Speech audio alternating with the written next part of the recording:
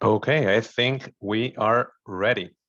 Welcome everyone to this webinar that is hosted by the Data for Impact project. Today, we are very happy because we are introducing the Child Protection Digital Skills Assessment Guide. It's great to see so many folks joining from, everywhere in the planet, basically, and a lot of people working in the field. So we're very happy because of that. So to start, we will start with the first section that is welcome and introductions. But before we do that, I will go through some details about this webinar. Please feel free to use the Q&A feature for questions at any time that you will find on the lower side of your screen. Also, please feel free to introduce yourself in the chat if you're comfortable doing it, of course. And at any moment, if you have any feedback about the, about the guide that we're going to present today, or if you have good stories that you have to tell about things that had happened to you related to digital skills, please feel free to use the chat to provide comments. Also, this session will be recorded. We will share a link to the session after the webinar. And finally, let's learn and have fun. And hopefully also we can get a little bit of feedback from you. I will go through the agenda. First, we will give a brief introduction to the Data for Impact project. Then we will introduce the Digital Skills Assessment Guide.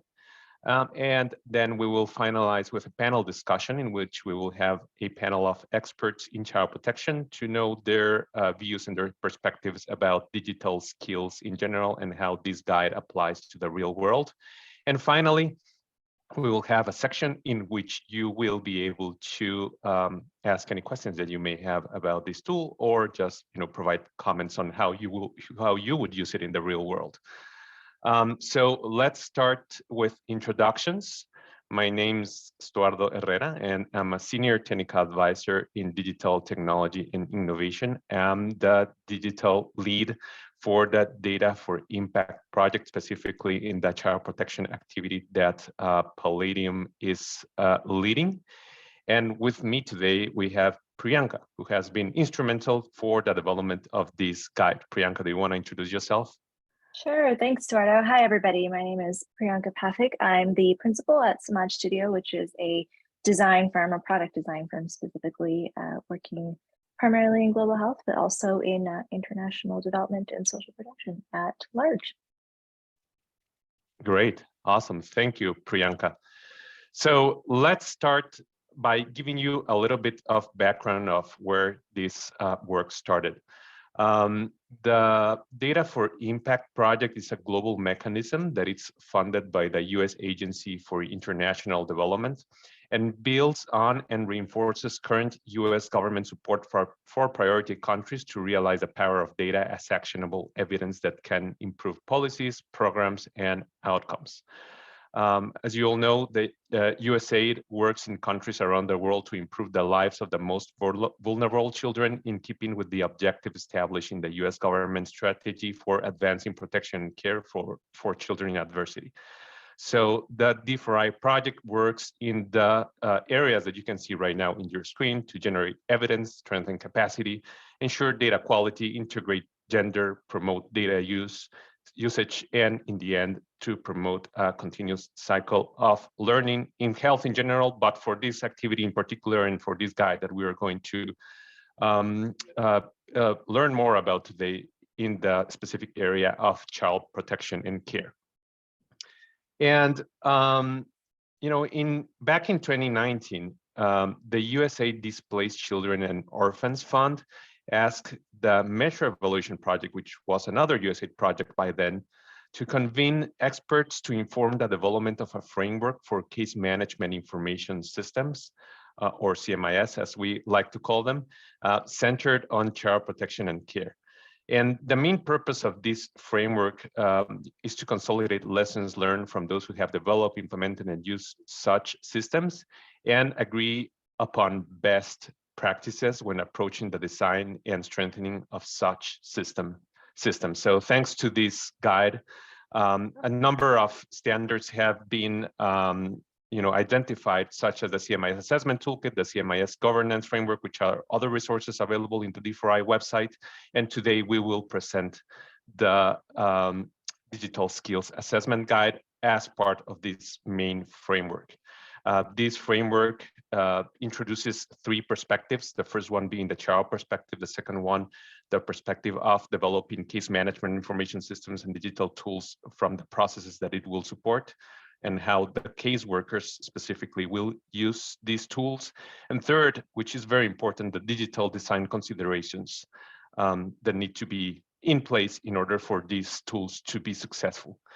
And that children, in the end, our main philosophy, and if we go to the next slide, is that any digital intervention should start with the needs of the people. We have a systems approach to any digital intervention in which we understand the factors and enablers that come into play, from the level of the ecosystem to the community to the organizational. And finally, we firmly believe that the critical and most important factor that will influence every other factor is the people. And specifically, when you're talking about the child protection sector, the children, which their needs should be understood and identified, and then who is going to use these tools that will support them, that it's mainly the social workers and the social staff. And that's how we came up with the idea of the Digital Skills Assessment Guide that now Priyanka will describe. Thank you very much, Stuardo. Yeah, so I'm going to take a couple of minutes just to share a little bit about this guide that we've created and give you a little bit of an overview before we go on to our main event, which is the panelists that you will be hearing from very soon. So quickly, what is in this guide? So there's actually three different parts to this guide that we've developed. The first is the guide itself, which is, I want to say, a 30-something page document that contains 5 major steps that walks you through how to create a customized digital skills assessment for your child protection workforce. And I will get into a little bit more detail about that section in a little bit, but it doesn't create it for you, and it also doesn't give you an exact assessment for you to use, but rather it coaches you through the process of creating your own guide that fits your context and your needs. The second piece that comes in this guide is a pre-made digital skills framework. So it gives everyone a baseline to work off of in terms of some digital skills that go across child protection work around the world, no matter where you are. And this also is customizable by the person actually using this guide, but here we've described some categories and subcategories and a couple of examples of some necessary digital skills for the work.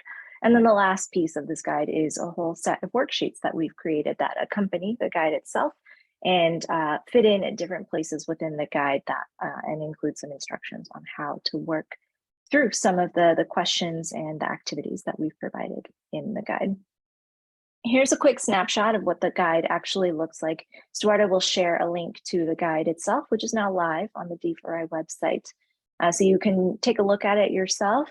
But instead of going through the entire guide, we thought it might be a little bit more interesting for us to just share, a little bit about it, as well as some of our considerations for it. So before we start, we took a lot of time before we actually created this guide to think about not only what goes in it and what contents it will have, but also how it's going to be used. And so we wanted to start off by sharing a couple of different examples of ways in which this guide can be used, because it is a flexible tool that can be used in multiple ways.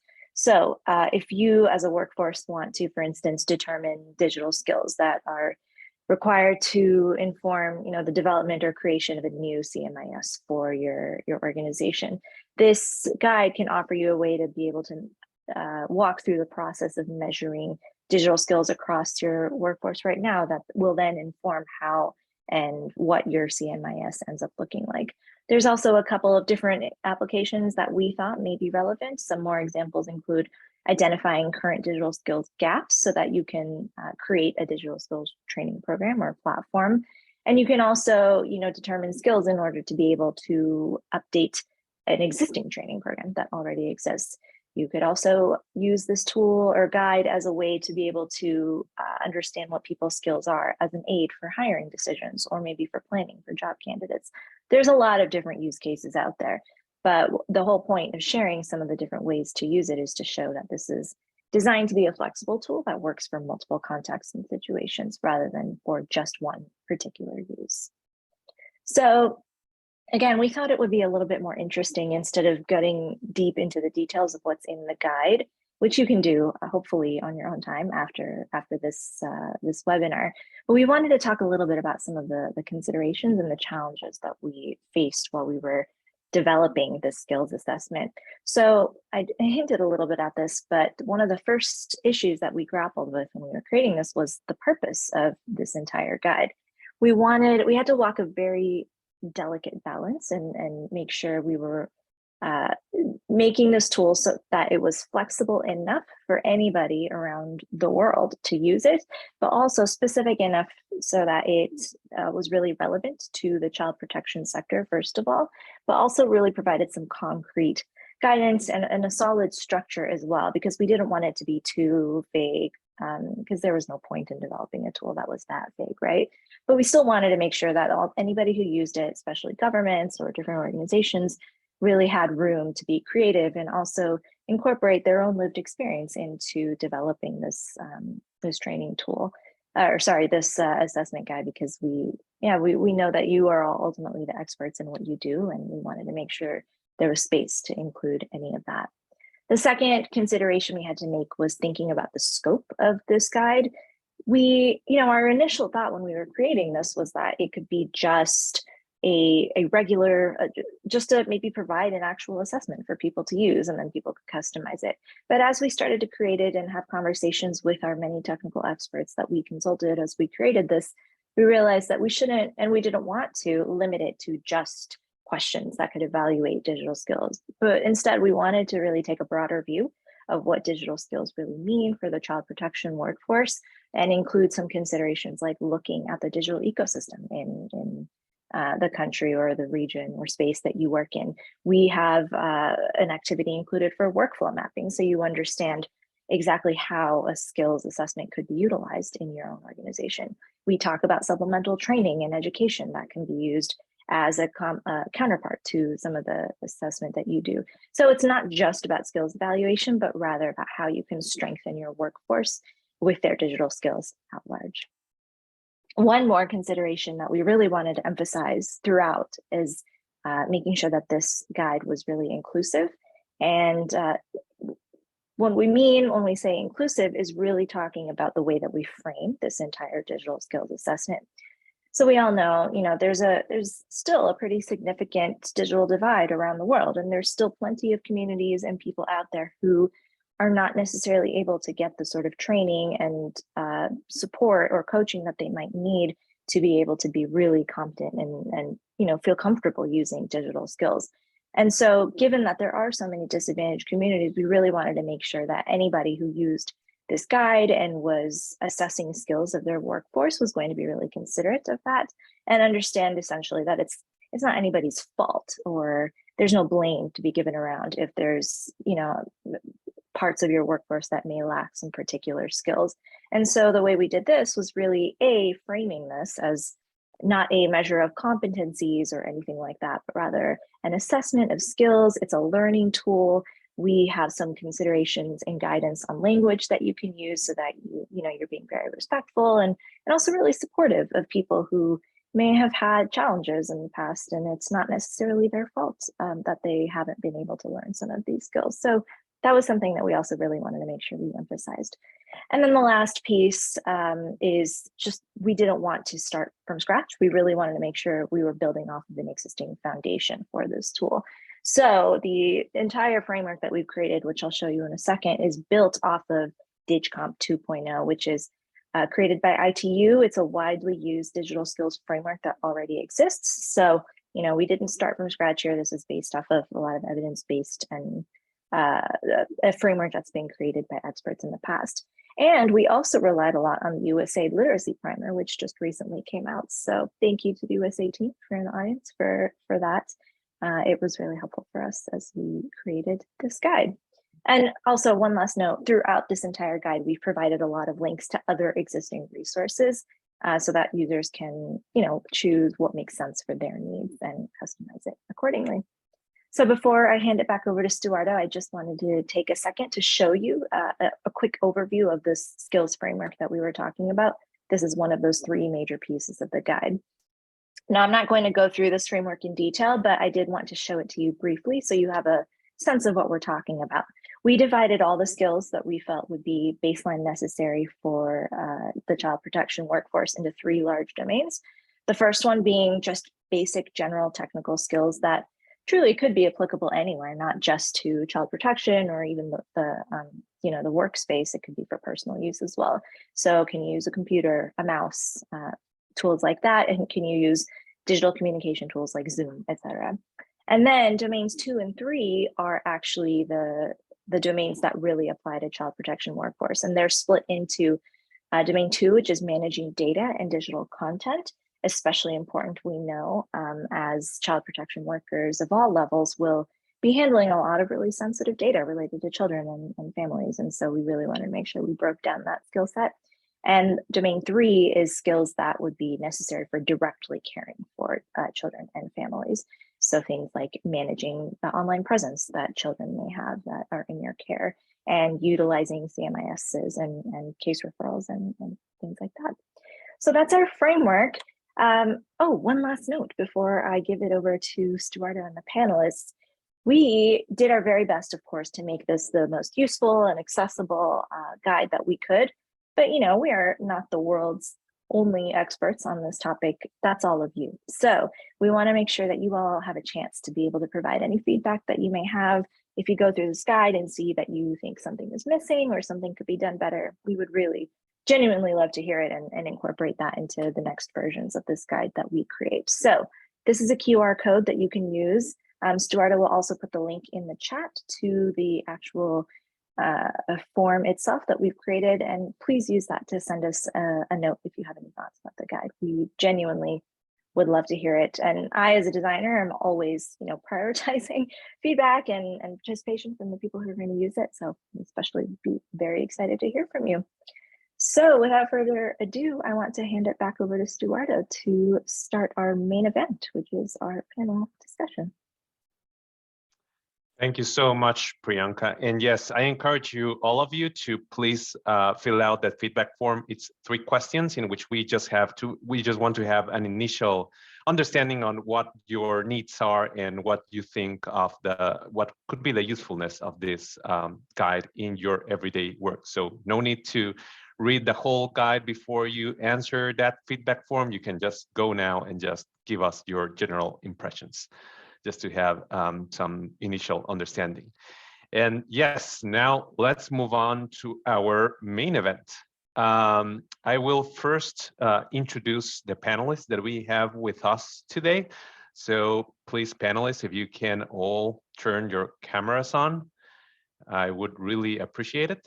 And I will start introducing yourselves. Great, thank you. Okay, our first panelist is Camelia Gheorghe. She has over 25 years of social and child protection development experience in countries of the European Union, the Western Balkans, Central Asia, Ukraine, Turkey, and Moldova.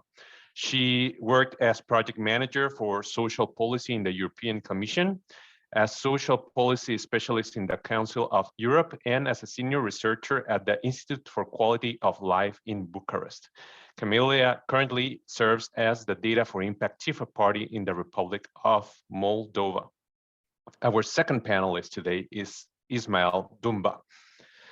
Ismail is a monitoring, evaluation, and learning specialist with a particular interest in care and protection for children. He's a resident advisor on the D4I activity based in Kampala, Uganda. His most recent work includes facilitating the participatory care reform assessment process and supporting Uganda's Ministry of Gender, Labor, and Social Development to strengthen the collection, management, and use of routine data to ensure appropriate care for children outside family care. And last but not least, we have Lilian Magero. Ms. Magero is a seasoned leader with over 16 years of technical and management experience, coupled with extensive knowledge and skills in project management, monitoring and evaluation, development planning and management research in Kenya, South Sudan, Rwanda, and Armenia, with experience in social protection system strengthening, evidence-based programming in civil registration, and vital statistics systems, as well as in child protection. She is currently the activity lead for the Data for Impact project in Rwanda. And also she is managing another very interesting activity in D4I Armenia, strengthening the monitoring systems for counter trafficking. So thank you so much for dedicating a bit of time for us today. And I will go through a series of questions that I'm very interested in learning what you think about. So let's start with the first question. And maybe this question I will, everyone can answer it. All of the panelists can answer it. The digital skills assessment guide addresses the importance of understanding the digital ecosystem under which child protection workers live and work. So one of the initial tasks that the digital skills assessment, encourages users to do is to actually understand in what digital ecosystem they are operating. So maybe you can tell us about the specific context in which your social workers live and work, and how conditions can vary, from country to country. We have, representation here from Rwanda, Kenya, Uganda, from Moldova. So how does your local context may affect in the spread of digital skills? Maybe we can start with Camelia. Hello, everyone. Very happy to have you here and to share with you some facts about the context in Moldova. Moldova has a very good internet coverage in 98% of localities, and over 70% of households have a computer and internet access, and around 80% of population have access to broadband internet at home or at the office. Nevertheless, there is a significant divide across various socioeconomic groups between urban and rural populations and by gender. ICT skills are expanding, but unfortunately not meeting the needs. Even if there are 18 higher education institutions that are providing training in IT, there is a deficit of personnel in this area, partially because of a severe youth brain drain. COVID-19 pandemic revealed the fragility of Moldova's child protection system in terms of equity, in terms of efficiency, and in terms of quality. Case management and referrals were hampered due to insufficient devices, some connectivity issues, limited case managers' familiarization with online methods of work, which affected the weakest, primarily the children living in rural and remote localities and those from disadvantaged backgrounds. But a new shock, maybe you heard about this, a new shock hit Moldova recently. Because of the war in Ukraine, over 600,000 refugees crossed the Moldovan border, and 92,000 remained in the country, out of whom 45,000 are children. And this massive influx of refugee children, especially in Chisinau, which is the capital city of the country, put additional pressure on the already overstretched network of services due to the pandemic. So increased digital capacity is now needed more than ever for mapping the needs of refugees' children. It needs to be done very quickly, ensuring continuation of education online for Ukrainian children that are not enrolled in the local schools, keeping contact with family and with placement centers or other carers especially in case of children that are unaccompanied. Recovery of documentation from Ukraine for undocumented children, quick referral to relevant services, and of course, communicating essential information to the refugees. I will stop here so that the other colleagues can also provide a bit of background. Thank you, Camelia. Yes, super interesting. Yes, so why don't we continue with Lillian? Lillian, do you want to give us a little bit of context about the context in which you operate? Thank you, everyone, and glad to have this opportunity.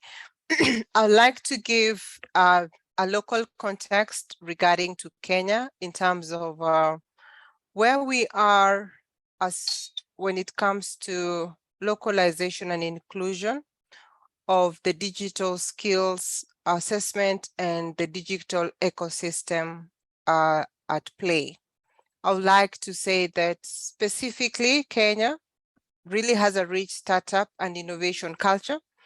And in the region or in East Africa, it has become a leader in technology innovation. And because of that, there are pertinent things we see regarding to Kenya that are promoting a lot of digital skills at play, and the commitment that is there from the government to make sure that that is well articulated. First of all, the high rate of mobile penetration within the country is, when you compare it, we are at about 88% penetration. And how does this then affect our digital skills within the context? There are groups of people who are not reached. This could be especially in child protection workers and communities who are left out due to this low coverage in some of the spots in the country. Secondly, the children, caregivers experience delays in terms of responding to the issues that are affecting them. And as such, the caregivers are not able to respond to the reported cases because of that aspect of mobile penetration. Secondly, Kenya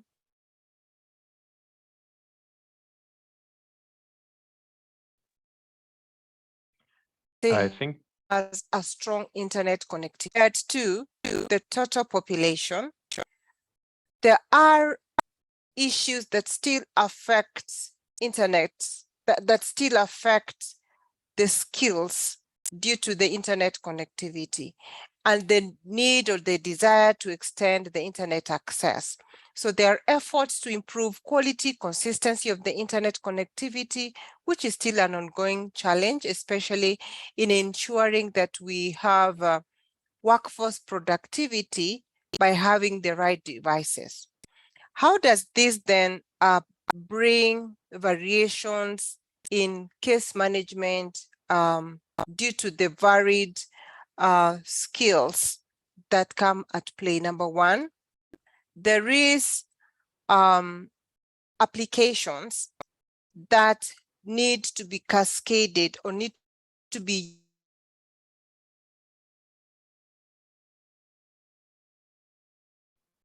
used widely by, and they end up either having delays, the use of the mobile reporting, we call it the 116, the telephone calls to report the cases, that is not timely. And lastly, I would like to say that the government's commitment to digital expansion has really seen the growth in the digital ecosystem. And one of the pillars that the government of Kenya is propagating is the increase in digital skills, which is a key driver. And as such, competent digital skills are needed among the child protection workers, both within the government and non-government institutions, to offer the quality of services to the children. With this, we say that there is affordable data and digital devices within the country, but that does not call for greater, there's still variation in the same, and hence those are some of that is the landscape, the digital ecosystem within the country in Kenya, as even we gradually transition to digitized government services in child protection. I'll keep it at that as I pass it over to my other colleagues. Thank you, Lillian. Ismail, what's your perspective on your local context? Thank you, Stuardo. I think a lot of the points have been mentioned by my colleagues. And Uganda, like other countries, I think there's been a lot of technological advancement and expanding use of digital technologies, at least in the last decade. The digital space in Uganda is very innovative. And you know, in different situations has quickly been adapted. For example, during the COVID pandemic, to scale up delivery of services. Across board, digital technologies have been leveraged to support, for example, efficient e-government systems, to expand financial inclusion, strengthen social protection delivery, but also to support you know, immigration control and refugee management in the country. And of course, despite these reasonable strides in terms of access to digital technologies, there are several issues. For example, the still gender and disparities in terms of access, disparities in access in terms of gender and geographic location. If you look at, for example, you know, how many female and male have access to, for example, telephones, you'll find that more male compared to female have access to mobile phones and computers, but also, you know, a lot of the digital technologies and use are concentrated in the urban areas compared to, you know, rural areas. For example, generally, if you look at Uganda, internet access is, you know, in urban areas is about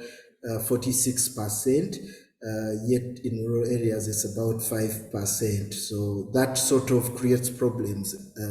Looking at where child protection workers live and work, they work in a variety of contexts, and they provide you know, they perform a range of roles, both statutory and non-statutory, and you have to acknowledge that, you know, you need social workers both in the urban areas as well as in the rural areas, in stable context as well as in fragile context.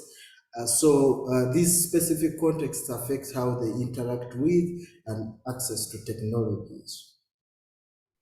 Great. No, yeah, that's great, Ismail, because there are a lot of nuances that need to be taken into consideration of the digital ecosystem and how the child protection at large will adopt this type of, the child protection staff at large will adopt this type of technologies. So maybe my next question, I want to point it out to Camelia. Maybe Camelia can answer this next one. You already talked a little bit about your context, about the specific challenges that Moldova is going through right now with the, you know, refugee crisis from Ukraine, from, you know, the talent drainage, I would say, that it's happening right now in Moldova. So what are some challenges and barriers to developing and using digital skills in child protection that you have observed or that you have experimented in that type of work that you do in your projects?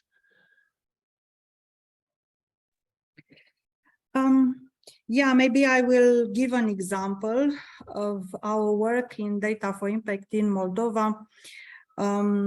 So we piloted last year 26 indicators to monitor alternative care, but also from recent work with the Rayons for regular data review and data use. And we noted that most community social workers use computers that are very old, dating from 2008 or 2010. So these computers are so obsolete and low performance that made the pilot test of the alternative care indicators and the data review processes very difficult. Opening, for instance, opening Excel took time. The software closed automatically. They lost the information, or they were at the point of losing information. So I'm talking about more than 1,200 community social workers. And there is, unfortunately, up until now, no clear mechanism to upkeep, maintain, upgrade, repair, replace hardware. We have also noted that the access to licensed software is also an acute problem. And because of this, we've seen many child protection specialists and social workers using the free version of Microsoft Office, which is LibreOffice, which had some limited functionalities and which hampered the proper use of our electronic data collection use, data visualizations and collaboration, apart from real advantages of this open source software. Then when we were working with community social workers, especially from rural communities, there have been cases when the internet connection was unstable and slow.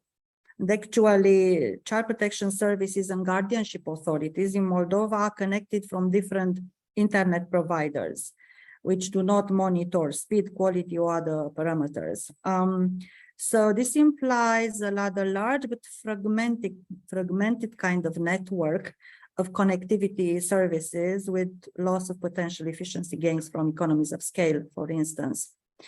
And during the pilot test of alternative care indicators, and also currently during the regular data review meetings, we noted that the IT specialists to ensure maintenance of computers, installation of software, support with various applications are available in only half of the districts and almost none at community level.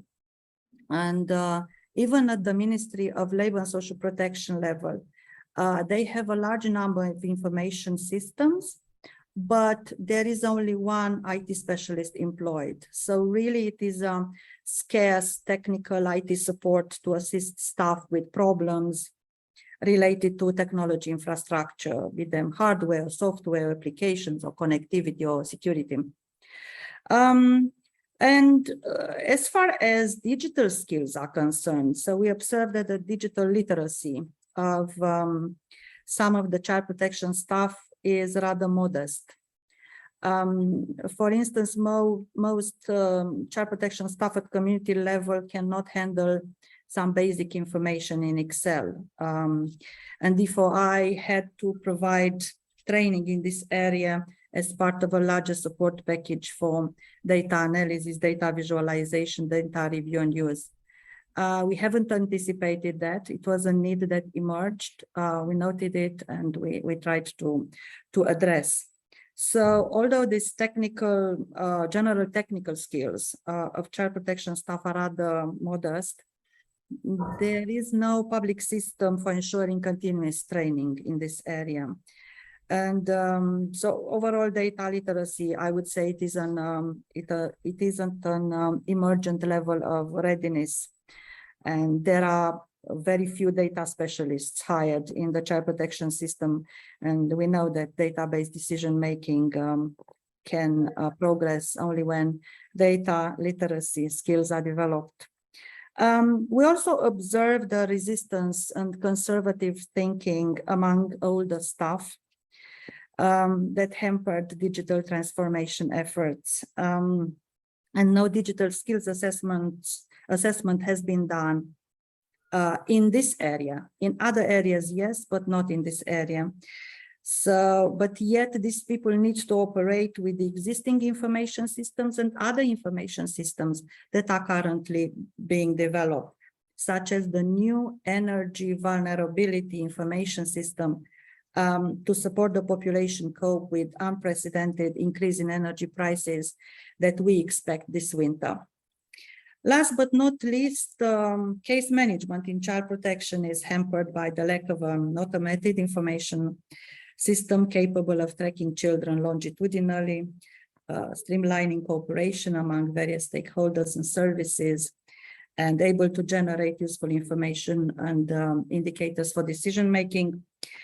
At the moment, case managers record the data manually on paper, in Word, and rarely in Excel.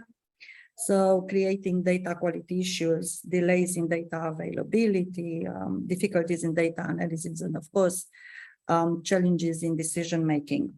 And Data for Impact is therefore helping the country to develop a child protection information system, having case management at its core.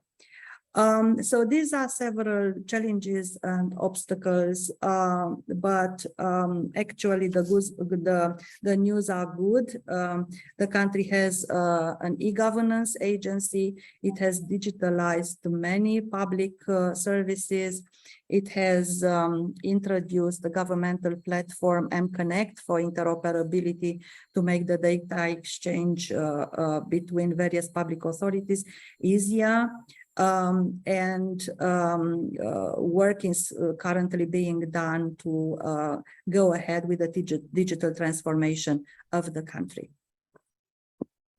Great, thank you, Camila. And it's a good example that any digital intervention in the end should have a holistic approach in which a lot of components should be considered, from resources from the government to actual devices, to affordability of devices, on what type of technologies are the child protection staff using. So thank you for that. And I just want to remind participants to please use that Q&A functionality of Zoom to put there any questions that you may have for the panelists or for the D4I team that developed the assessment.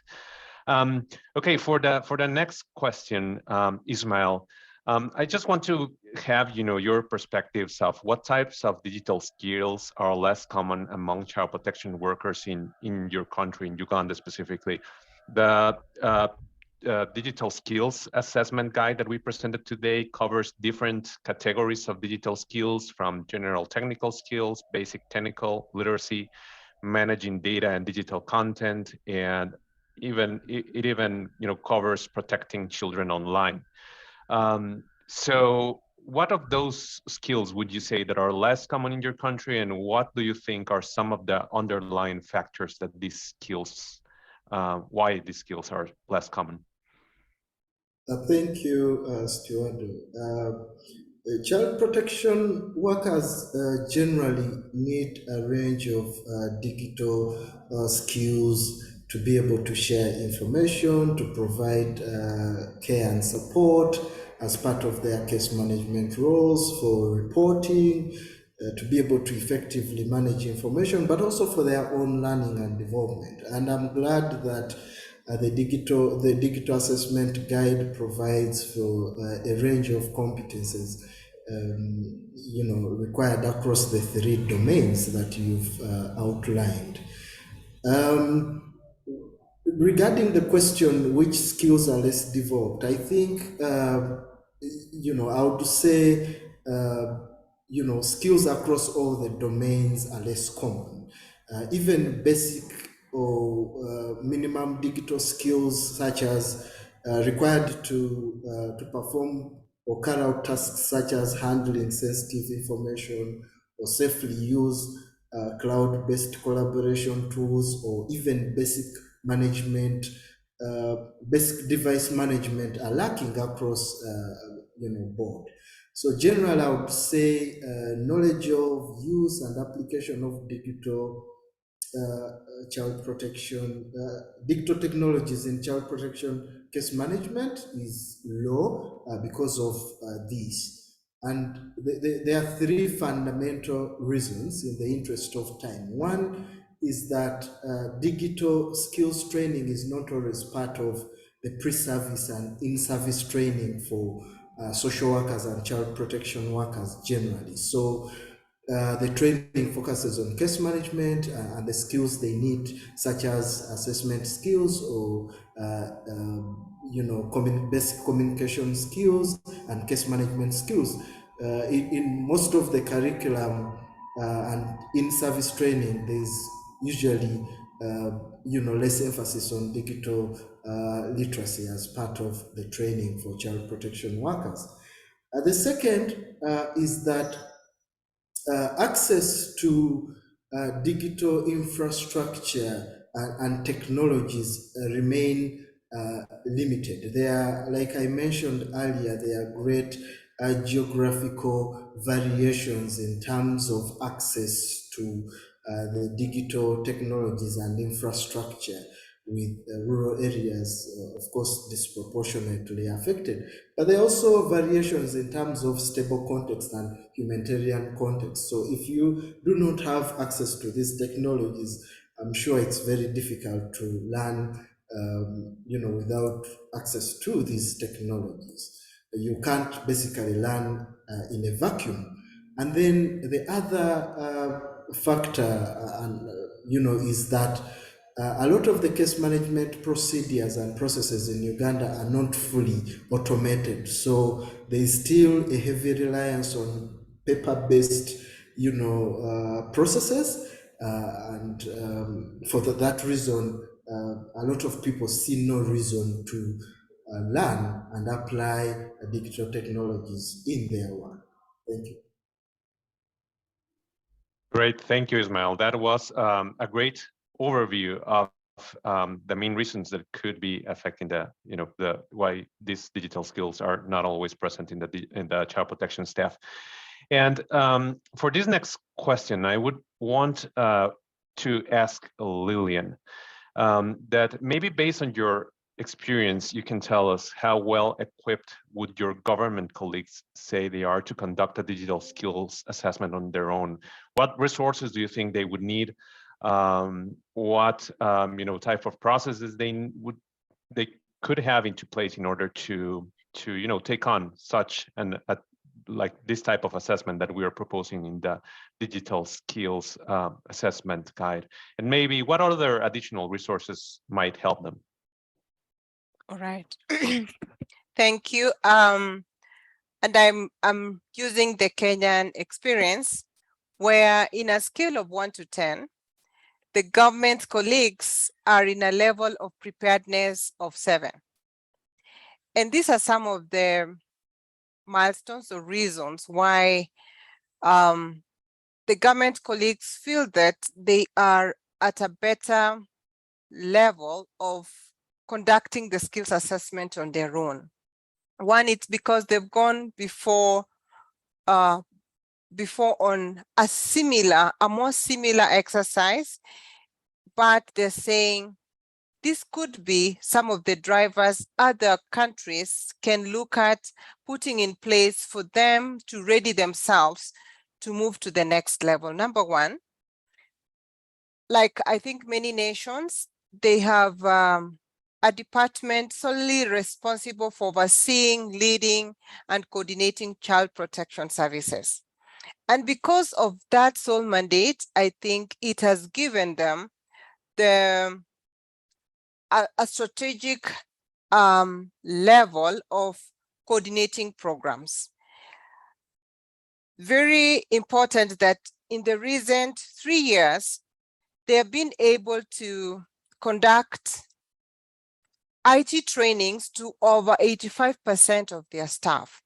That means they've readied themselves to take off in terms of utilization of automated services in the department by equipping the officers with IT skills.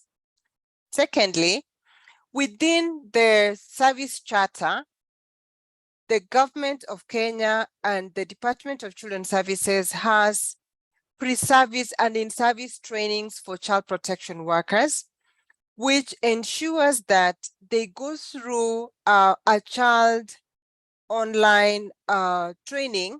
They go through a training that equips them one with these IT skills and even child protection programming. This has enabled the colleagues, the government colleagues, really to be a little bit ahead, because from time to time, there's a lot of skills building.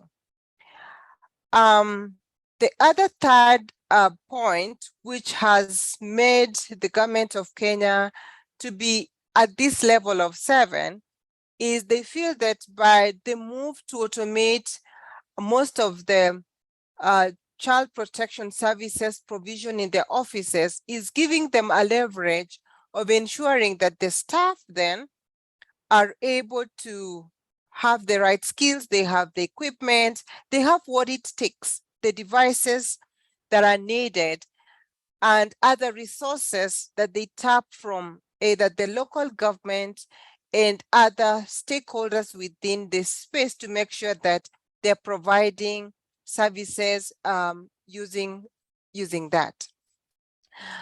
And in the last 2 to 3 years, again, the colleagues mentioned that they have made efforts to staff the department.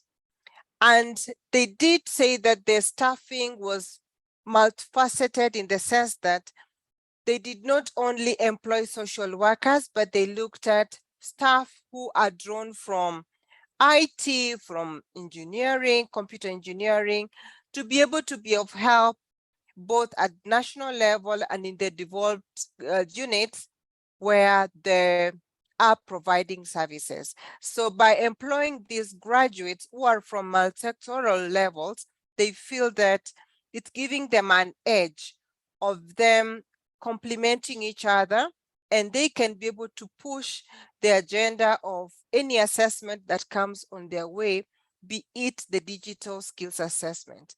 I think what they were able to mention as part of, or they're really looking out for, is already they have tools online which they're using for even non-state partners to continue self-paced learning, such that they're able to do proper child protection programming, and so on. In other words, they are putting in place approaches that are pushing both state and non-state stakeholders to get to the point of providing services using, the skill sets that are needed or we are looking for. And that is why they are saying if there can be more partnership for them, the resources they're looking to tap into, a lot of collaboration with other actors, such that they can move from the level they are to the next level, where the digital skills can be improved or strengthened, especially in the context where there is a lot of digital security issues coming across, tapping into probably the data, the protection of data, and even issues pertaining to digital security. And that they're looking at, if they can get into partnerships and more collaborations, they're looking into that.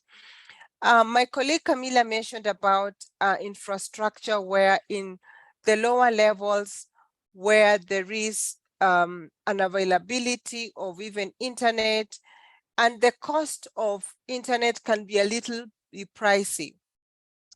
The additional resources the colleagues are looking out for is resources to get more, to expand the infrastructure, devices, to revamp the devices for storing and capturing data, which get obsolete with time. And of course, they're calling out for more trainings in rolling out some of the digital tools that they have in place, because they are hard to reach areas as they open up more service provision officers, which they call, like service centers for child protection services. They will need more resources, more funds to be able to reach out to those communities. Yeah. Thank you. Thank you, Lillian. Yes, and I really like a part in which you mentioned that importance of doing like that cross-sectoral linkage between, in your case, the education sector and the child protection sector to strengthen it. So that's a very important point. Thank you so much. I just want to ask Priyanka if we have any questions or comments that we can listen to or answer. Yeah, so we have a couple questions and some comments too that have come through. The first question is from Ruth, and Ruth is asking, is or will the guide be available in languages other than English? And I can answer that. The answer is yes, it will depend on the adoption and how interested are the countries in using this assessment guide. But the possibility is totally open to be translated to any language. Great, thanks, Marta.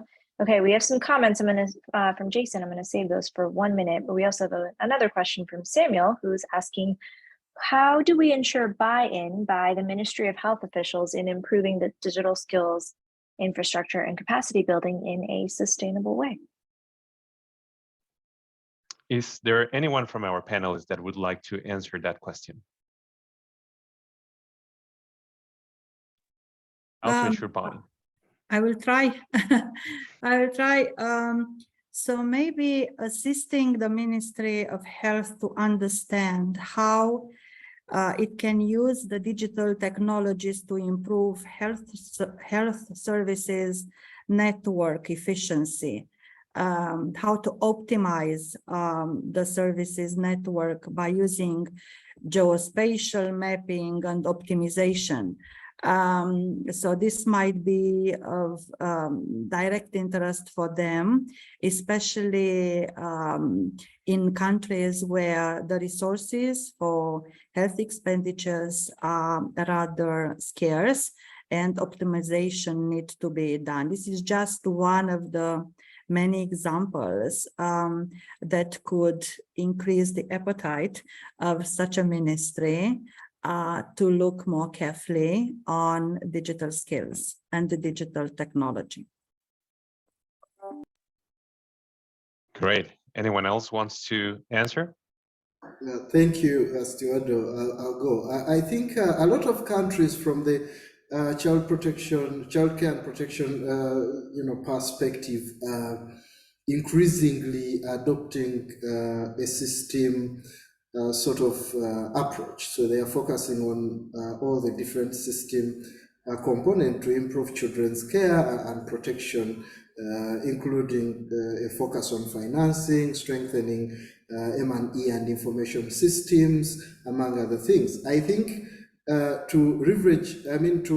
ensure investment in digital technologies, you have to build, a case for how such investments will augment case management or improve case management, especially for children,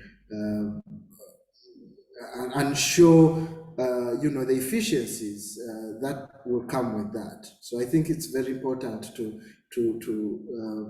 make that argument. Great.